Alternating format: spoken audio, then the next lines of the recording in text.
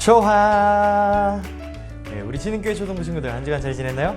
네, 오늘도 이렇게 주님 앞에 나와 예배하는 우리 모든 친구들을 주님의 이름으로 환영합니다. 네, 오늘도 우리 함께 주님 앞에 참된 예배, 우리의 마음을 드리는 예배 드리도록 하겠습니다. 선생님 기도하고 함께 예배 드리도록 하겠습니다. 기도하겠습니다. 사랑과 은혜이신 하나님 감사합니다. 하나님, 이 시간 우리 지능교회 초등부 친구들 어김없이 주님 앞에 나와 예배합니다. 하나님, 이 시간 이 예배를 기쁘게 받아주시고 뿐만 아니라 이 시간 하나님의 말씀을 들을 때 그 말씀 따라서 살아갈 수 있는 힘과 지혜와 용기를 허락하여 주시옵소서. 함께 하실 줄 믿사오며 살아계신 우리 주 예수 그리스도의 이름으로 기도드렸습니다. 아멘. 이번 시간은 하나님의 말씀을 읽는 시간입니다. 오늘 우리가 함께 읽을 말씀은요, 열왕기상 11장 9절에서 11절까지의 말씀입니다. 우리 늘 그렇듯이 사람의 말이 아닌 하나님의 말씀임을 기억하면서 전도사님과 함께 큰 목소리를 읽도록 하겠습니다. 함께 읽겠습니다. 솔로몬이 마음을 돌려 이스라엘의 하나님 여호와를 떠나므로 여호와께서 그에게 진노하시니라. 여호와께서 일찍이 2번이나 그에게 나타나시고 이 일에 대하여 명령하사 다른 신을 따르지 말라 하셨으나 그가 여호와의 명령을 지키지 않았으므로 여호와께서 솔로몬에게 말씀하시되 네게 이러한 일이 있었고 또 네가 내 언약과 내가 네게 명령한 법도를 지키지 아니하였으니 내가 반드시 이 나라를 내게서 빼앗아 내 신하에게 주리라. 열왕기상 11장 9절에서 11절 말씀. 아멘. 여러분, 혹시 용두삼이라는 사자성어 들어본 적 있나요? 용두삼이. 네, 말 그대로 용의 머리와 뱀의 꼬리라는 뜻으로 시작할 때는 용의 머리처럼 엄청 화려하고 창대했는데 끝으로 갈수록 뱀의 꼬리 마냥 점점 작아지고 위축되고 축소되는 그러한 현상들을 용두삼이다 라고 이야기를 합니다. 즉, 쉬운 말로 하면은 처음에는 굉장히 잘하고 처음에는 굉장히 뛰어났는데 끝으로 갈수록 흐지부지 된다, 이러한 모습들, 그러한 것들을 보면서 용두삼이라고 하더라고요. 전도사님이 보니까 인터넷에서 이런 그림으로도 용두삼이를 재밌게 표현한 것들을 볼 수가 있었습니다. 여러분, 우리 신앙의 삶에서도 이 용두삼이는 정말 중요하고 또 우리가 경계해야 될 요소입니다.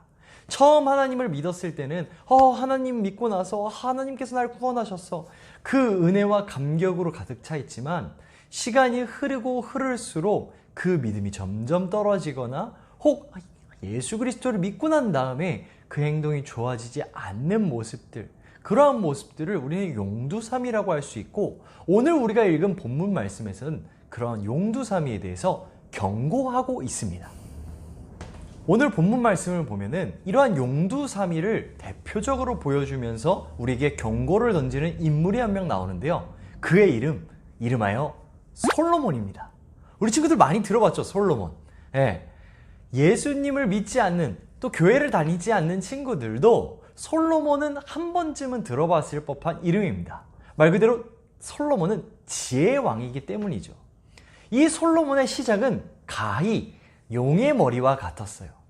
이 솔로몬은요, 우리가 지난주에 배웠었던 다윗 왕의 아들이었습니다. 뿐만 아니라 다윗 왕을 이어서 이스라엘의 3번째 왕으로 세워진 인물이 바로 솔로몬이었어요. 이 솔로몬은요, 어렸을 때 엄청났습니다. 용의 머리와 같은 어린 시절이었죠. 어땠었느냐? 이 어린 시절에 하나님을 섬기는 왕으로서 이 솔로몬이 뽑히고 나서 솔로몬이 내가 이 어린 시절에, 이 어린 나이에 하나님의 백성들을 잘 통치할 수 있을까? 걱정하면서 하나님 앞에 하나님 도와주세요 하면서 예배를 쭉 드립니다. 그러던 어느 날 하나님께서 이 솔로몬의 그 마음에 감동하셔서 솔로몬의 꿈에 나타나 이야기하십니다. 솔로몬아, 네가 무엇을 원하느냐? 네가 무엇을 원하든지 내가 그대로 주고 너를 지지하며 함께하겠다 라고 이야기를 하세요. 이때 솔로몬이 뭐라고 대답했을까요? 네, 여러분들이 너무나도 잘 아시는 것처럼 지혜를 주세요 라고 대답을 합니다. 그렇게 하나님께서는 지혜를 달라고 한 이 솔로몬에게, 그래, 내가 돈도 아니고 권력도 아니고 그 어떤 것도 아닌 지혜를 구하는구나, 내가 모든 것을 너에게 주며 너와 함께하겠다라고 이야기를 하십니다. 그런데 이때 하나님께서 솔로몬에게 지혜를 주시면서 하시는 말씀이 있습니다. 오늘 우리가 읽은 본문 말씀 9절의 말씀을 살펴보면요, 하나님께서 일찍이 두 번이나 솔로몬에게 나타나셨다고 하는데, 이 때가 바로 솔로몬에게 나타나셨던 첫 번째 때고요. 두 번째는 솔로몬이 자신의 궁전을 짓고 나서 하나님께서 또 찾아오십니다. 하나님께서 그에게 지혜를 주시고 그에게 부귀영화를 누리게 하시면서 한 가지 약속을 하세요. 무슨 약속이냐? 바로 오늘 10절 말씀 그리고 11절 말씀에 이어서 나왔던 하나님의 법도, 하나님의 율법을 지키는 것, 즉 하나님의 말씀을 따라 살고 다른 우상 숭배를 하지 않는 것을 주님께서 약속하라고 이야기하십니다. 만약 이 약속을 지킨다면은 다윗에게 약속하셨던 것처럼 다윗 왕의 권력과 그 모든 지위들을 솔로몬에게도 쭉 이어가겠다고 이야기하십니다. 솔로몬이 어떻게 했을까요? 이 약속을 잘 지켰습니다. 처음에는요, 우리 용두삼위라고 했죠. 처음에는 이 솔로몬이 이 약속을 너무나도 잘 지키면서 하나님께 엄청난 복을 받습니다. 무슨 복을 받느냐? 아까 이야기했던 것처럼 지혜를 구했던 솔로몬에게 하나님께서 엄청난 지혜를 주셨기 때문에 온 세상 사람들이 이 솔로몬의 지혜를 구경하고자 찾아올 정도로 솔로몬은 엄청난 지혜를 발휘하면서 그렇게 살아갑니다. 이뿐만이 아니에요. 솔로몬의 시대 때는 이스라엘 모든 왕국이 통일되면서 그야말로 태평성대를 이룹니다. 평화의 시대가 찾아오고요, 그 어느 때보다 넓은 영토를 가지고서 이 이스라엘이 융성한 국가로 일어나게 됩니다. 엄청난 국가였어요. 당시 성경의 기록에 따르면 이 솔로몬 시대에는 금이나 은과 같은 그러한 보석들이 발에 치일 정도로 엄청난 그러한 태평성대를 누렸다고 이야기를 하고 있어요. 그런데 문제는 여기서부터 시작됩니다. 무슨 문제였느냐? 바로 솔로몬 왕이 점점 태평성대를 이루고 그 왕권에 취해갈수록 하나님의 약속, 하나님의 율법을 지키며 살아가는 것, 하나님의 말씀을 들으면서 살아가는 것을 잊어버리기 시작했다는 거예요. 처음에는 용의 머리와 같이 용두와 같은 인생을 살았던 솔로몬이 점점 삼위, 뱀의 꼬리와 같이 내리막길을 점점 걸어가게 됩니다. 어떻게 되냐면 주변 국가들과의 관계를 위해서 정략 결혼을 하기 시작해요. 이게 무슨 말이냐? 이런 거예요. A국이라고 하는 나라가 있으면 솔로몬이 A국의 공주와 결혼해서 A국과 사이를 좋게 하는 겁니다. B국에 있는 공주와도 결혼해서 B국과 사이도 좋게 해요. 문제는 그 공주들과 결혼하면서 A라고 하는 나라, B라고 하는 나라에서 섬기는 우상신들이 이스라엘로 들어오기 시작했다는 거예요. 문제는 솔로몬이 그것을 막지 않았다는 겁니다. 겉으로는 점점 잘 살게 되었지만 점점 솔로몬은 타락하며 썩어가기 시작합니다. 하나님께서 원치 않으시는 모습들을 너무나도 보인다는 것이죠. 결국 용두삼위라는 사자성어에 맞게 솔로몬에게 오늘 말씀처럼 하나님께서는 말씀하십니다. 우리 11절 말씀 한번 읽어볼까요? 이렇게 말씀하십니다. 여호와께서 솔로몬에게 말씀하시되 내게 이러한 일이 있었고 또 내가 내 언약과 내가 내게 명령한 법도를 지키지 아니하였으니 내가 반드시 이 나라를 내게서 빼앗아 내 신하에게 주리라. 아멘.